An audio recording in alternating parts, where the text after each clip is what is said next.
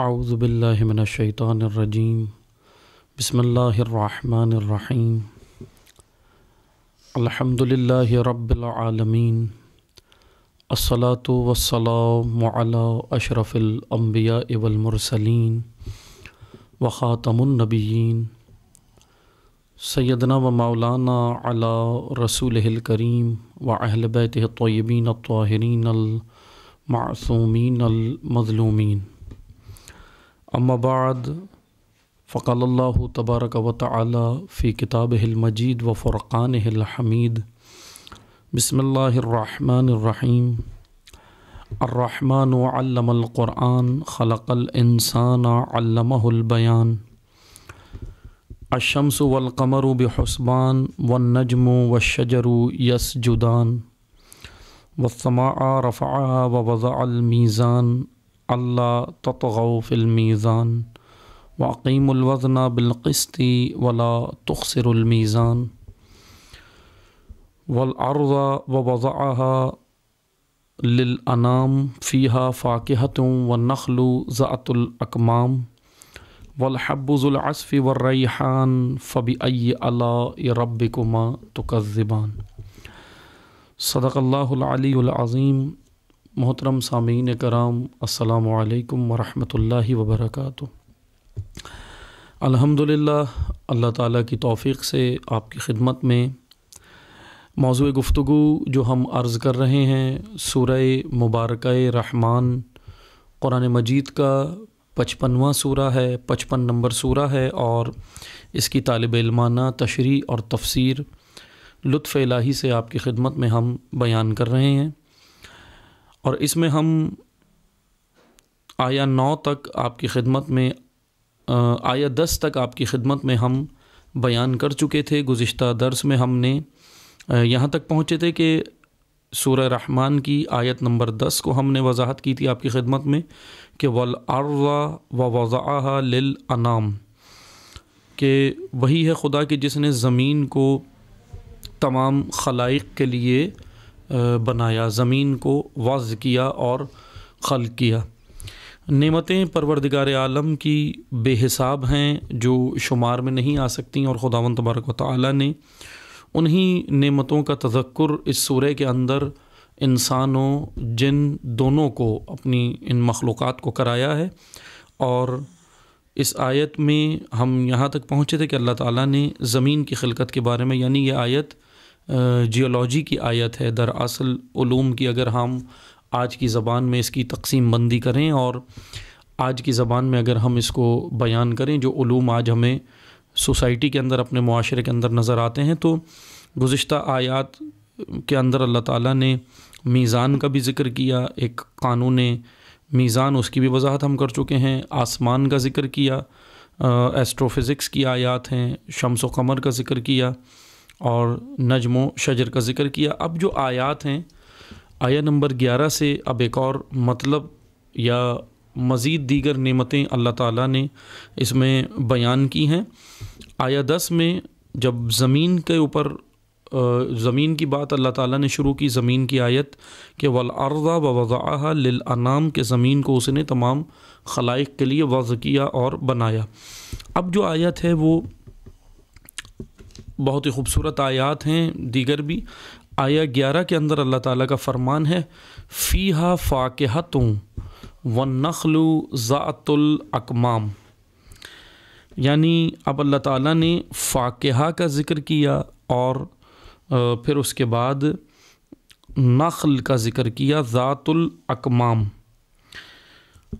فاکہہ عربی زبان میں کہتے ہیں ہر قسم کے پھل کو، فروٹ کو، جو ہم یہ نعمت ہے جو ہم کھاتے ہیں، جس کو تناول کرتا ہے انسان، فاکہہ کہتے ہیں ہر قسم کے پھل کو۔ پھر اللہ تعالیٰ نے کہا کہ اس فاکہہ پہ ہم نے کیا کیا، یہ فاکہہ ہم نے دیے تمہیں، پھل فروٹ دیے، یہ نعمتیں دی، پھل میوے دیے۔ والنخل ذات الاکمام، اور پھر ایک الگ سے ایک نعمت کا ذکر اللہ تعالیٰ نے کیا کہ اب اس کے اوپر مفسرین نے مختلف آراء اپنی پیش کی ہیں۔ ذات الاکمام، نخل کے بارے میں بعض مفسرین نے اس کو میوے سے تعبیر کیا ہے کہ جو میوے وغیرہ نعمت الہی ہم جس کو تناول کرتے ہیں اس سے، لیکن الگ سے ذکر کرنے سے مراد جو ہے وہ اس کے اوپر بعض مفسرین یہ کہتے ہیں کہ یہ یہاں پر نخل سے مراد کھجور کو کہا گیا ہے، خصوصی طور پر جو ہے وہ کھجور کی بات کی گئی ہے کہ ہم نے فاکہہ تمہیں نعمت دی، پھل دیے، فروٹ دیے، اور وَالنَّخْلُ ذَاتُ الْأَكْمَامِ، یعنی کھجور کے جو غلافوں کے اندر، اکمام یعنی ایک ایسے تمہیں پھل فروٹ اور میوے اور کھجور عطا کی جو ذات الاکمام، اکمام لفظ کم سے ہے، کم عربی زبان میں اس آستین کو کہتے ہیں جو ہاتھوں کو چھپا لیتی ہے لغت کے اعتبار سے۔ میں بار بار آپ کی خدمت میں یہ بیان کر رہا ہوں، یہ مطلب کہ کچھ مفہوم آیات کے یا عربی زبان کے قاعدہ کچھ یوں ہیں کہ بہت سارے الفاظ عربی زبان میں ایسے ہیں جو اس کی خصوصیات کی وجہ سے جو ہے وہ استعمال کیے جاتے ہیں۔ الفاظ مثلاً بعض الفاظ ایسے ہوتے ہیں جو کل بیان کر رہے ہوتے ہیں لیکن ہم اس کو جو ہے وہ مثلاً محدود کر دیتے ہیں کسی ایک چیز کے ساتھ، جیسے ہم نے پچھلی آیات میں آپ کی خدمت میں بیان کیا تھا، چھٹی آیت میں اسی سورہ کی اللہ تعالیٰ نے جو بیان کیا کہ وَالنَّجْمُ وَالشَّجَرُ يَسْجُدَانِ کہ نجم و شجر اس کو سجدہ کر رہے ہیں۔ تو یہاں پر جیسی ہم نے آپ کی خدمت میں ہم بیان کر چکے ہیں، میں دوبارہ اس کی مثال صرف دے رہا ہوں کہ جیسے نجم کا معنی آیا تھا تو نجم کہیں پر قرآن کریم نے ستارے کو بھی لیا ہے نجم کے معنی میں، اور اس آیت میں جب سورہ رحمان کی چھٹی آیت ہے تو اس میں اللہ تعالیٰ نے نجم اس کوپل اور اس خوشے کو لیا ہے جو اپنا سر جو ہے وہ باہر نکالتی ہے اس بیج سے، اور اب نجم کہیں پر ستارے کے لیے ہے، کہیں پر اس کوپل کے لیے ہے، لیکن اصل جو کلی معنی یا خصوصیت نجم، لفظ نجم کی خصوصیت یہ ہے کہ یہ لفظ نجم ان چیزوں کے لیے استعمال کیا جاتا ہے جو اپنا سر نکال کے ابھر آئیں، جو پھوٹتی ہیں، جو پھوٹ کر نکلتی ہیں، پہلے پنہان ہوتی ہیں اور پھر عیاں ہو جاتی ہیں، ایسی اشیاء کے لیے لفظ نجم استعمال کیا جاتا ہے۔ لیکن بہرحال پھر وہ تو مطلق معنی ہے نجم کا، لیکن بعض مقامات پر اللہ تعالیٰ نے مقید معنی میں بھی الفاظ کو استعمال کیا ہے، جیسے اس آیت میں آیت 6 میں سورہ رحمان کی نجم کو مقید قاعدے کے اوپر اللہ تعالیٰ نے بیان کیا، اسی طرح جہاں ستارے کا ذکر ہوا وہاں بھی مقید ہے، لیکن نجم کا جو لفظ نجم ان چیزوں کے لیے، تمام ان چیزوں کے لیے عرب لوگ استعمال کرتے تھے جو سر اٹھاتی ہیں، جو مثلاً نکلتی ہیں، پھوٹ کر نکلتی ہیں۔ اسی طرح لفظ اکمام، اب ہم اسی موضوع پر آتے ہیں یا اسی الفاظ کی وضاحت پہ آتے ہیں کیونکہ یہ تو ہم پچھلی صرف مثال دے رہے تھے۔ اکمام لفظ کم سے ہے، کم یا کم، کاف میم ڈنڈے والی کاف کے ساتھ، کم یا کم، اس کو آستین کے معنی میں بعض عرب لوگ لیتے تھے اس کو، یعنی جیسے ہم قمیض پہنتے ہیں تو اس کی آستین ہوتی ہے جو ہاتھوں کو چھپاتی ہے، لیکن آستین ہی کو کم نہیں کہتے تھے عرب لوگ، ہر اس چیز کو کم کہتے ہیں جو چھپا دیتی ہے، یا میں اور اس کا سادہ معنی کروں غلاف، جیسے ہم تکیوں کے اوپر، تکیے ہوتے ہیں، تکیے کے اوپر غلاف چڑھاتے ہیں، آستین، جیسے ہم قمیض پہنے تو قمیض کی آستین ہوتی ہے باقاعدہ، کیونکہ آستین ہاتھ کو چھپانے کا کام کرتی ہے، اور وہ غلاف جو تکیوں کے اوپر ہم چڑھاتے ہیں وہ تکیے کے اندر کے حصے کو چھپانے کا کام کرتی ہے، یا جس طرح ہم دیکھتے ہیں کہ ہم رضائی بنواتے ہیں، اس کے اندر روئی بھری جاتی ہے تو اوپر اس کے رضائی پر روئی جب وہ بنی جاتی ہے تو اس کے اوپر غلاف چڑھایا جاتا ہے، یعنی لفظ کم در اصل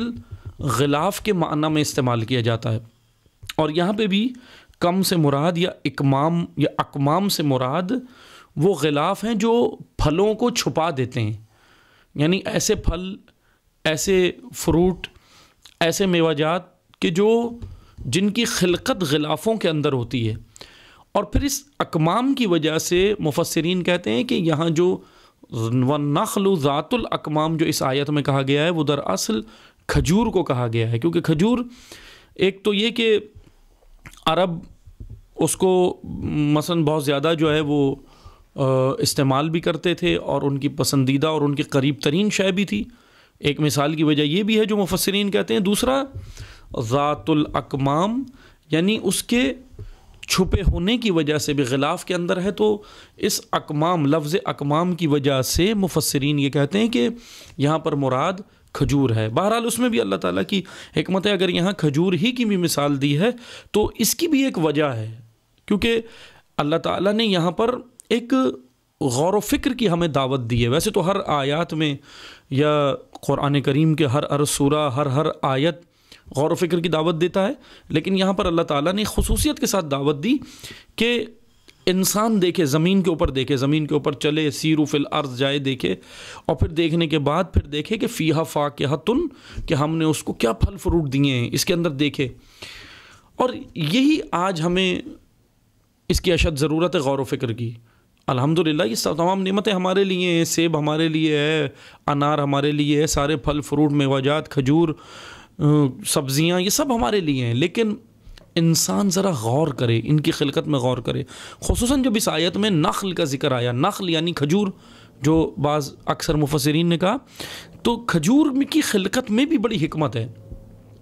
ان درختوں کے اندر بہت حکمت ہے. اگر ہم، کیونکہ یہ بہرحال باٹنی کا موضوع ہے کہ جو لوگ باٹنی کو پڑھتے ہیں، اب جیسے یعنی کیا خوبصورت یہ جو لوگ سائنسی علوم پڑھتے ہیں، جاتے ہیں، دیکھتے ہیں، آج سائنس ترقی کر کے یہاں تک پہنچی ہے. اللہ تعالیٰ نے یعنی اسلام ایک ایسا جامع اور کامل دین ہے کہ پورے علوم کے خزانے اس میں موجود ہیں. آپ دیکھیں خلق الانسان، خلقت انسان، ابھی انشاءاللہ جو آیات آگے آئیں گی پھر ہم اس میں خلقت انسان پر بھی تھوڑی بحث کریں گے. اب اس میں دیکھیں شمس و قمر کا ذکر، آسمان کا ذکر، تو یہ سارا کیا ہے؟ Astro physics. پھر اس کے بعد جیولوجی کا، پھر اس کے بعد ایک قانون میزان کا ذکر آیا، یعنی کہ یہ کہہ لیں کہ موریلٹی، سوسائٹی کے اندر موریلٹی، اخلاقیات، میزان، موریلٹی کا ذکر آ جاتا ہے. یہ بھی علم اخلاق کا ذکر، علم ایسٹرو فزکس کا یعنی کہ علم فلکیات کا ذکر. پھر اس کے بعد جب ہم آگے بڑھتے ہیں تو ارضیات، علم ارضیات یعنی جیولوجی، والارض، زمین کے اوپر دیکھو. پھر اب اور آیت میں جب ہم آگے آتے ہیں، 11ویں آیت میں آتے ہیں، 12ویں آیت میں، تو اب جو ہے وہ باٹنی، نباتات کا، ایک علم نباتات کا ذکر آتا ہے کہ فیہا فاکہۃن، اس کے اندر آؤ دیکھو پھل میوے ہیں تمہارے لیے. والنخل ذات الاکمام، اس کی خلقت دیکھو کہ کیسے غلافوں کے اندر اللہ نے اس کو رکھا ہے. واقعاً کیونکہ درختوں کے اندر بھی، یعنی ہم ذرا سی اس کے اندر غور و فکر کریں، جائیں دیکھیں، درختوں کے اندر بھی اللہ تعالیٰ نے ایک قانون رکھا ہے. یعنی کوئی بھی شے خداوند تبارک و تعالیٰ نے عبث خلق نہیں کی، بلکہ اس کی حکمت ہے. مثلا یہ کھجور کی خلقت آپ دیکھ لیں، کھجور کی خلقت کے اندر اللہ تعالیٰ نے کس طرح رکھا ہے. ایک گھٹلی ہوتی ہے، گھٹلی کے اوپر پورا پیسٹ چڑھتا ہے، پیسٹ کے اوپر ایک چھلکا ہوتا ہے، جھری چھلکا، ایک ہلکا چھلکا ہوتا ہے، جو کام یہ کرتا ہے کہ اس پیسٹ کو، جو کھجور کی پیسٹ ہوتی ہے، وہ گھٹلی کے اوپر اس کو یکجاں رکھتا ہے، چسپا کر رکھتا ہے، چپکا کر رکھتا ہے خلقت کے دوران. پھر اس کے اوپر ایک بڑا یا مرکزی اس کا چھلکا ہوتا ہے، کور ہوتا ہے. آپ اگر دیکھیں تو کتنا ہلکا سا ہوتا ہے، معمولی سا. انسان اس کو ہاتھ سے بھی اس چھلکے کو چیر سکتا ہے، اور اس کو منہ میں ڈال کر اپنے دانتوں سے بھی اس چھلکے کو چیر سکتا ہے. اگر میں بہرحال دانت کی بھی مثال نہ دوں، کیونکہ دانت بھی ایک ذرا قوی چیز آ جاتی ہے انسان کے وجود میں. ہاتھ کو لے لیں، ہاتھ سے وہ 2 انگلیوں سے اس کھجور کے چھلکے کو، جو اوپر اس کا مرکزی کور ہے، چھلکا ہے، اس کو ہاتھوں سے چیر دیتا ہے. کتنا یعنی کمزور ہے. انسان کے ہاتھ میں آ کر اللہ تعالیٰ کی خلقت دیکھیں، بناوٹ دیکھیں، خداوند تبارک و تعالیٰ کی کیا خوبصورت بنایا خدا نے، کیا خلقت ہے، کیا اس کے اندر خداوند تبارک و تعالیٰ نے حکمت رکھی کہ انسان کے ہاتھ میں آتا ہے اور انسان اس کو انگلیوں سے ہی اپنے توڑ دیتا ہے، چیر دیتا ہے، پھاڑ دیتا ہے. لیکن انسان سے طاقتور، وجود انسان سے طاقتور اللہ نے ہوا کو بنایا ہے. اور کھجور کے درخت کتنے بلند ہوتے ہیں، جنہوں نے دیکھے ہیں وہ جانتے ہیں کتنے بلند ہوتے ہیں، کئی فٹ بلند ہوتے ہیں درخت. اتنے لمبے لمبے درختوں پر اوپر جا کر یہ کھجور لگتی ہے، بلندی پر، نیچے تو نہیں لگتی، درمیان میں تو نہیں لگتی، اوپر بلندی کے اوپر لگتی ہے. اور اس وہاں پر ہوا کا تناسب کتنا ہوتا ہے، ہوا کا پریشر کتنا ہوتا ہے اس اونچائی پر جس پر درخت کے کھجور کے درخت پر جب یہ کھجور لگی ہوتی ہے کتنا ہوتا ہے، بہت پریشر ہوتا ہے. یعنی اللہ نے اس کھجور کو دیکھیں، اس کی خلقت میں غور کریں، ایسا بنایا کہ انسان کے ہاتھ میں آئی تو انسان 2 انگلیوں سے اس کو چیر پھاڑ دیتا ہے. لیکن ہوا جو انسان سے طاقتور ہے، خلقت کے وقت، اس کھجور کی خلقت کے وقت اس کے اوپر اللہ نے ایسے چھلکے چڑھائے، غلاف چڑھائے کہ وہ اس کی خلقت کے وقت ہوا کا پریشر اتنا ہوتا ہے لیکن ہوا اس کو چیرتی نہیں ہے، پھاڑ نہیں پاتی، وہ ہوا کے اس پریشر کو برداشت کرتا ہے.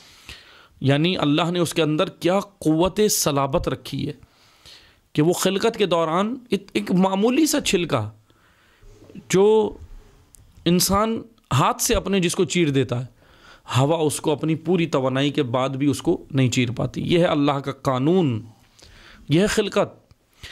کہ آپ دیکھیں کہ اس چھلکے کے اندر پھر کھجور ہے، وہی اسی کو اکمام کہتے ہیں، ذات الاکمام. اکمام اس آیت میں جو ذکر ہوا یعنی وہ چھلکا، وہ غلاف دیکھو. یعنی خدا کہہ رہا ہے تم اس غلاف میں ہی غور و فکر کر لو. اے انسان غور و فکر کر اس غلاف کے اندر، جس کھجور کے غلاف کے اندر وہ کھجور پک رہی ہے، جس کے اندر آپ کو مجھے وہ مواد فراہم ہو رہا ہے، ہم صرف اس کے اندر ہی غور و فکر کریں. دیکھیں کیا خوبصورت خداوند تبارک و تعالیٰ نے اس کی خلقت رکھی ہے. اور پھر درختوں کے اندر ایک اور خوبصورت قانون ہے. مثلا میں بات آ گئی ہے تو اس کو اور زیادہ وضاحت کر دیتا ہوں. درختوں میں ایک اور خوبصورت بڑا قانون ہے جو اللہ تعالیٰ نے رکھا ہے. یعنی جس طرح بعض درخت ایسے ہیں، کھجوروں میں بھی بعض درخت ایسے ہیں اور دیگر چیزوں میں بھی بعض درخت، دیگر جیسے پھل فروٹ ہیں اس کے اندر بھی بعض درخت ایسے ہیں کہ ان میں نر و مادہ بھی رکھا ہے خداوند تبارک و تعالیٰ نے. جیسے نر اور مادہ جن و انس کے درمیان میں ہے، نر و مادہ جانوروں میں ہے، نر و مادہ انسانوں میں ہے، میل فیمیل یعنی. تو اسی طرح نر و مادہ اللہ نے کھجوروں کے درخت اور اس کے علاوہ بھی جو پھلوں کے درخت ہیں اس کے اندر بھی رکھا ہے. مثلا بعض درخت ایسے ہیں کھجور کے کہ ان کے نر و مادہ کے درمیان میں رشتہ ازدواج قائم کیا جاتا ہے. جیسے انسانوں کے یہاں ہوتا ہے نا، مثلا میرا اور آپ کا مثلا ہمارا رشتہ ازدواج جب قائم ہوا اپنی ازواج کے ساتھ تو کیسے ہوا؟ رشتہ ازدواج کیسے قائم ہوا؟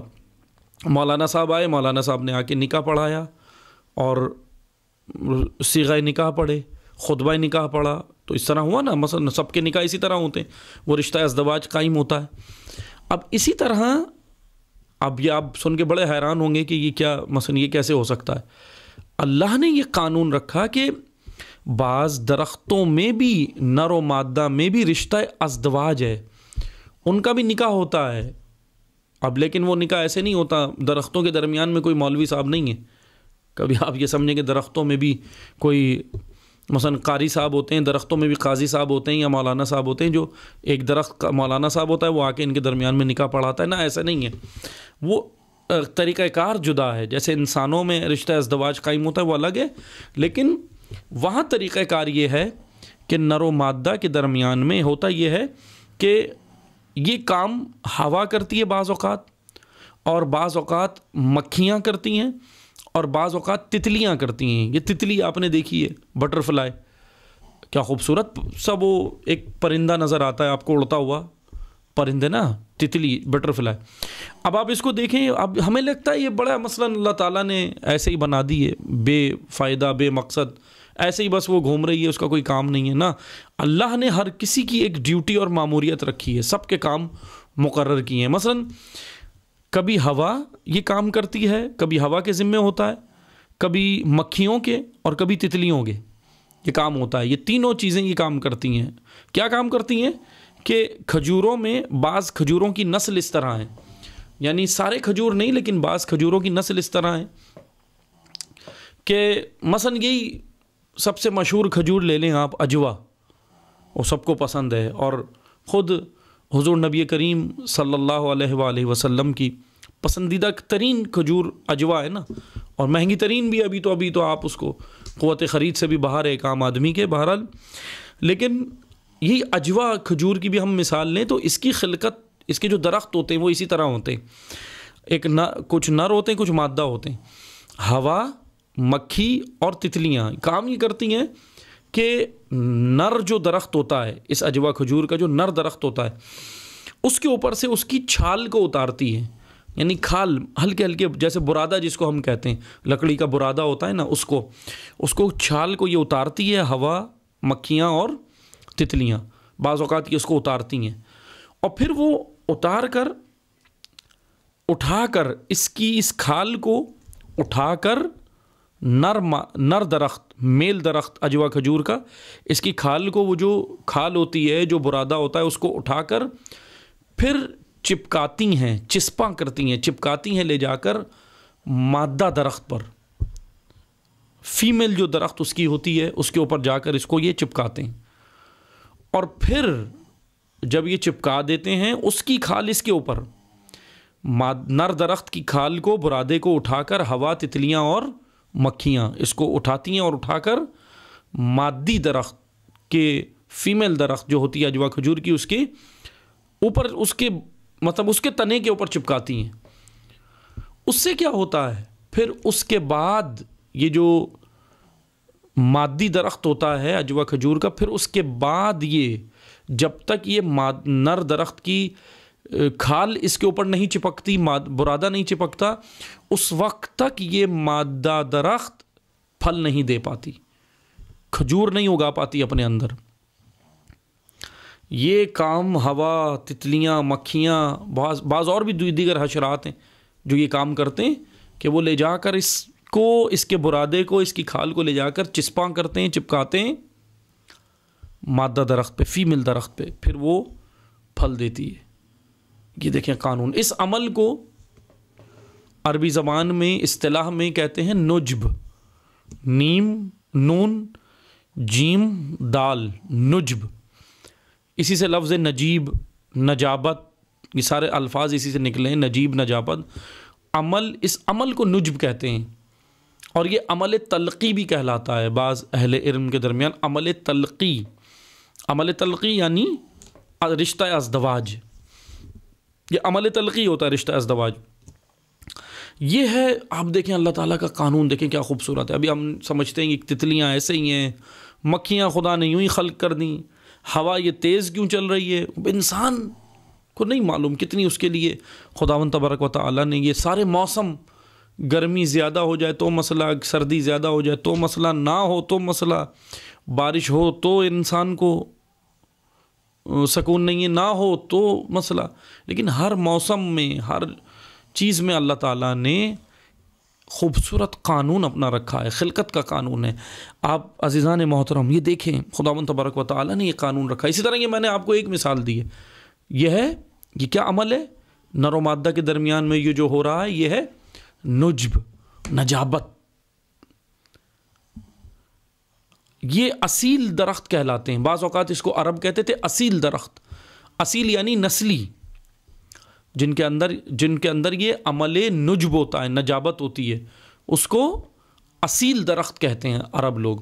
جیسے بعض گھوڑے، عرب کو کیونکہ گھوڑوں کا بھی بڑا شوق تھا، ابھی بھی ہے، جیسے پسندیدہ جانور عرب کے اونٹ، گھوڑا، یہ سب تھے، جیسے بعض گھوڑے عرب لوگ خریدتے تھے، آج بھی کرتے ہیں یہ کام وہ، تو گھوڑوں کے اندر وہ اصیل نسل کو دیکھتے ہیں، یعنی ایسا اصیل نسل جو وہ بہت ہی مہنگا ترین گھوڑے ہوتے ہیں جن کی یہ خرید و فروخت کرتے ہیں، اصیل نسل کے دیکھتے ہیں، ان گھوڑوں کو بھی نجیب یا نجب کہا جاتا ہے، ان گھوڑوں کو بھی عرب لوگ اپنی اصطلاح میں اس کو کہتے ہیں نجب یا نجیب۔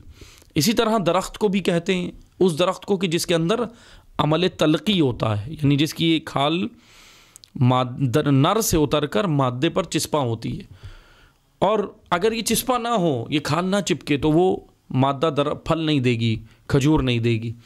اسی طرح اور بھی درخت ہیں، مثلا اور پھل فروٹ ہیں، جیسے آپ لوگ یہ ہم سب استعمال کرتے ہیں، کیلا ہے، وہ ہم تو بس ہمارے سامنے آیا، ہم نے اس کو لیا، کھا لیا، لیکن اس میں بھی بعض کیلے کے اندر بھی اس طرح کے جو ہے وہ اقسام ہیں، بہت ساری اقسام ہیں اس کے اندر، جس میں سے ایک قسم یہ بھی ہے، اس کی بھی مثلا خلقت اسی طرح ہوتی ہے کہ ایک درخت لگایا جاتا ہے۔ اب جو بعض کسان لوگ ہیں جو زمینوں پہ کام کرتے ہیں وہ یہ چیزیں جانتے ہیں کہ ایک نر ہوتا ہے اس کے اندر درخت، ایک مادہ ہوتا ہے. اب ہر اس میں نہیں ہوتا، ہر کیلے کے درخت میں نہیں ہوتا. اور بعض اوقات تو کسان لگا رہے ہوتے ہیں لیکن ان کو شناخت بھی نہیں ہوتی کہ یہ مثلا نر مادہ ہے یا کیا ہے، کیونکہ انہوں نے اپنی اصطلاحات میں، کسانوں نے اپنی اصطلاحات میں وہ لگایا ہوا ہوتا ہے. کیونکہ ظاہر سی بات ہے پڑھے لکھے نہیں ہوتے تو وہ اپنے حساب سے ہی کوئی نہ کوئی نشانی لگا لیتے ہیں کہ مثلا اس درخت کے اندر یا اس جڑ کے اندر یہ خصوصیت ہے تو یہ ہے، فلاں خصوصیت ہے تو یہ ہے. پھر وہ اس حساب سے اس کو فاصلے پہ لگاتے ہیں. لیکن بیچ میں درمیان میں 6-7 فٹ کا 5 فٹ کا فاصلہ رکھا جاتا ہے ان دو درختوں کے اندر جب کیلے کے لگائے جاتے ہیں. اب یہ ہر اس میں نہیں ہے، ہر کیلے کے اس میں نہیں ہے، بلکہ بعض اس طرح ہیں، بعض اقسام کیلے کی اس طرح ہیں کہ جس کے اندر کچھ اقسام کے اندر ایسا ہوتا ہے کہ ایک درخت لگایا جاتا ہے، پھر اس سے 5 فٹ یا 6 فٹ کے فاصلے پر دوسرا درخت لگایا جاتا ہے. پھر اس کے درمیان میں جب ان دونوں کے اندر عمل تلقی ہوتا ہے، یہ نر و مادہ ہوتے ہیں، لیکن میں نے کہا نا کہ کسان اپنے طور پہ اس پہ نشانیاں لگاتے ہیں تو وہ سمجھ رہے ہوتے ہیں کہ یہ شاید جو ہے وہ کوئی اور مسئلہ ہے یا کیا ہے. وہ اتنی زیادہ ظاہر سی بات ہے دقیق گہرائی میں نہیں جاتے، لیکن ان دونوں کے درمیان میں عمل تلقی ہوتا ہے، وہی نجابت ہوتی ہے، وہی نجب ہوتا ہے کہ مادہ نر کی کھال مادہ پہ چسپاں ہوتی ہے، یہ عمل تلقی ہوتا ہے، یہ رشتہ ازدواجیت ہوتا ہے، یہ زوج اور زوجہ کا رشتہ ہوتا ہے. پھر اس کے اندر ایک عمل یہ ہوتا ہے. اب بعض دیکھ رہے ہوتے ہیں یہ 5-5 فٹ کے 6-6 فٹ کے فاصلے پہ کیوں لگا دیا درخت، بیچ میں کیا ہے، کیوں فاصلے پہ لگا رہے ہیں بھائی، برابر میں لگا دیتے. تو اس کی ایک حکمت ہے، وہ یہ ہے کہ ان دونوں درختوں کو جب فاصلے پہ لگایا جائے تو ان دونوں میں عمل تلقی یا نجب یا نجابت ہوتی ہے. پھر ان کے درمیان میں ایک چھوٹی سی کونپل اور درخت نکلتا ہے. وہ پھل نہیں دیتا، وہ بس نیچے درمیان میں قائم ہوتا ہے. اور پھر اس کے بعد ان دونوں درختوں کے اوپر پھل آتا ہے، کیلا آتا ہے. وہ کیا ہے بیچ میں، وہ ان دونوں کے درمیان میں یہ کہہ لیں کہ یہ ان کا ایک جنین یا بچہ ہوتا ہے جس کو یہ جنم دیتے ہیں. پھر وہ جب تک نہ ہو عمل تلقی کے بعد، یہ بیچ میں درمیان میں 5-6 فٹ کے فاصلے کے درمیان میں جب تک یہ عمل مثلا یہ جنین نہ ہو، یہ متولد نہ ہو، یہ ان کا چھوٹا سا کونپل یا بچہ، تو اس وقت تک یہ دونوں کیلا نہیں دیتے، اس وقت تک یہ کیلا ان کے اوپر نہیں اگے گا. کیا شان ہے خداوند تبارک و تعالیٰ کی کہ اللہ تعالیٰ نے اس طرح ان کی خلقت رکھی ہے. دیکھیں، غور و فکر کریں، اللہ تعالیٰ نے یہی کہا ہے وَالنَّخْلُ ذَاتُ الْأَكْمَامِ. دیکھو آ کر غلافوں کے اندر چھپے ہوئے ہیں، ان غلافوں کو دیکھو. اللہ نے یہ غلاف اکمام کیسا مضبوط بنایا، ہوا پھاڑ نہیں پاتی، اور اتنا بھی مضبوط نہیں بنایا کہ انسان بھی اس کو چبا نہ پائے، کھا نہ پائے. انسان ہاتھوں سے چیر دیتا ہے، ہوا پریشر سے اس کو پکتے ہوئے نہیں چیر پاتی. اتنا خوبصورت اکمام بنایا ہے، وہ غلاف، وہ پردہ اللہ تعالیٰ نے غلاف ان کے اوپر چڑھائے. والحب، اب ایک اور چیز اللہ تعالیٰ نے بیان کی، والحب، ہر قسم کے دانے جو زمین میں رکھیں. ذوالعصف، عصف پتوں اور گھاس کے وہ اجزاء جو گھاسوں سے الگ ہوتے ہیں. اب اس کی بھی حکمت ہے، بہرحال وہ گھاسوں سے، پتے اور گھاسوں سے الگ ہوتے ہیں، اس کو عصف کہتے ہیں. حب، والحب ذوالعصف، حب وہ دانے جو زمین کے اندر ہر قسم کے دانے، حب کہتے ہیں. حب حب جو زمینوں کے اندر مختلف قسم کے دانے ہیں تمام جو اللہ تعالیٰ نے رکھے. عصف، عین صاد فا، عصف کہتے ہیں پتوں اور گھاسوں کے وہ اجزاء جو گھاس سے الگ ہو جاتے ہیں. والریحان، خوشبودار گھاس اور نباتات. ریحان وہ خوشبودار گھاس اور نباتات. اب یہ بہرحال اس کی بھی بڑی حکمت ہے کہ یہ جو گھاس ہمیں نظر آتی ہے، گھاس بہت ساری چیزوں کے کام آتی ہے نا. ایک تو جانوروں کی غذا، تو جو مشہور و معروف چیز ہے وہ تو یہی ہے کہ جانوروں کی غذا، لیکن بہرحال اس کے اندر بھی بڑی حکمت ہے کہ یہ غذا کیسے تیار ہوتی ہے، یہ کیا گھاس تیار ہوتی ہے، اور جس کو ہم ایسی کٹ کر کے پھینک دیتے ہیں گھاس کو، بڑی کام کی ہوتی ہے. اس کے اندر بہت ساری چیزیں ہوتی ہیں، اس سے بہت سارے ایکسپیریمنٹ، اس سے بہت سارے تجربات کیے ہیں، سائنٹسٹ نے کیے ہیں، سائنسدانوں نے کیے ہیں، ماہرین نے کیے ہیں، اور پھر اس کے ساتھ اس سے بہت ساری اشیاء ایجاد کی ہیں. اسی گھاس سے بہت ساری چیزیں پیدا کی ہیں انسان نے. لیکن اس کے اندر غور و فکر کریں، اللہ تعالیٰ نے یہاں پر دعوت دی ہے. یہ باٹنی کی آیات ہیں دراصل، 11ویں اور 12ویں آیت یہ علم باٹنی، علم نباتات کی آیتیں ہیں. دیکھیں اسے ہیلتھ سائنسز کے جو اسٹوڈنٹس ہیں وہ دیکھیں سائنسز کے اسٹوڈنٹس کے اللہ تعالیٰ نے کس طرح اس میں بیان کیا ہے، اور اسی کی اگر ہم تشریح اور تفسیر اور کریں، جائیں دیکھیں خصوصاً امام حسین علیہ السلام کے دعائے عرفہ، خوبصورت ترین دعا امام حسین علیہ السلام نے جو تعلیم دی، ایک نعمتیں ہی نعمتیں اس میں بیان کی ہیں، بدن کی، وجود کی، ہڈیوں کو، رگوں کو، کیا کیا خوبصورت، یعنی کہ یہ کہہ لیں کہ میڈیکل امام حسین علیہ السلام نے بڑی خوبصورت بیان کی، اس کے اندر دیگر چیزیں بیان کی، نعمتیں بیان کی، اور پھر کہا کہ میں تیری کس کس نعمت کا شکر ادا کروں۔ بہت عاجزی کے ساتھ امام حسین علیہ السلام بڑے خوبصورت جملے کہتے ہیں کہ خدایا میں تیری کس کس نعمت کا شکر ادا کروں، کہ نہیں کر سکتا، نہیں کر سکتا۔ پھر ایک جگہ پر تو امام سید الساجدین علیہ الصلاۃ والسلام فرماتے ہیں، بہت خوبصورت جملے ہیں، کہتے ہیں کہ پروردگارا میں تیری نعمتوں کا شکر ادا کیسے کروں، کہ یہ شکر کی توفیق ملنا بھی تو ایک نعمت ہے۔ اللہ اکبر، واقعاً یہ شکر کی توفیق شکر یہ خود ایک نعمت ہے، یہ اگر کسی کو مل جائے، نہیں ملتی بعض لوگوں کو، لیکن جس کو مل جائے تو یہ ایک نعمت ہے۔ اسی طرح اور خطبات دیکھیں، امیر المومنین علیہ السلام کے خطبات ہیں، اسی طرح جناب فاطمۃ الزہرا سلام اللہ علیہا کے جو خطبہ فدق، آپ مشہور ہے نا تاریخ میں خطبہ فدق، اس کے اندر خلقت بیان کی، کائنات کی خلقت بیان کی، کیا خوبصورت علوم بیان کیے ہیں۔ بہرحال آیا 13 کے اندر اللہ تعالیٰ کا فرمان ہے فَبِأَيِّ آلَاءِ رَبِّكُمَا تُكَذِّبَانِ، 12ویں آیت، 11ویں اور 12ویں آیت انہی پھل فروٹ اور میوے اور پھلوں کے اور پھولوں کے بارے میں ہے کہ اللہ تعالیٰ کی نعمتیں آپ دیکھو زمین پہ۔ پھر 13ویں آیت ہے فَبِأَيِّ آلَاءِ رَبِّكُمَا تُكَذِّبَانِ، اب تم بتاؤ، یہ ساری نعمتیں اللہ تعالیٰ نے باٹنی بیان کی، ایسٹرو فزکس بیان کی، اور موریلٹی بیان کیا، یہ ساری نعمتیں بیان کرنے کے بعد اللہ تعالیٰ نے کہا اب بتاؤ اے جن و انس، آپ اللہ کی فَبِأَيِّ آلَاءِ رَبِّكُمَا تُكَذِّبَانِ، تم اللہ کی کون کون سی نعمتوں کو جھٹلاؤ گے، کس کو جھٹلا سکتے ہو بتاؤ؟ تُكَذِّبَانِ، کذب کرو گے۔ ایک جھٹلانا تو منہ سے ہے، زبان سے ہے، لیکن ایک جھٹلانا عملاً ہوتا ہے، اور وہ عملاً کیسے ہوتا ہے؟ نعمت الہی کا شکر ادا نہ کرنا، یہ جھٹلانا ہے۔ اور شکر کیسے ادا ہوتا ہے؟ شکر زبان سے نہیں ہوتا، شکر فعل قلب ہے۔ زبان سے جو ہم ادا کرتے ہیں وہ اظہار شکر ہے، اظہار شکر کا اظہار، جیسے میں کہتا ہوں نا شکر الحمدللہ، یہ شکر نہیں ہے، خود شکر نہیں ہے، اظہار شکر ہے۔ خود شکر وہ وجود انسان سے ہوگا، کیسے؟ قانون الہی کا پابند ہونا، اللہ کے آئین و کانسٹیٹیوشن کے اندر آ کر زندگی بسر کر کے عبد خدا بننا، الہی قوانین کے تحت اپنے آپ کو ڈھالنا اور معاشرے کی تربیت کی کوشش کرنا، اسے بھی ڈھالنا، یہ ہے حقیقی شکر نعمت کا۔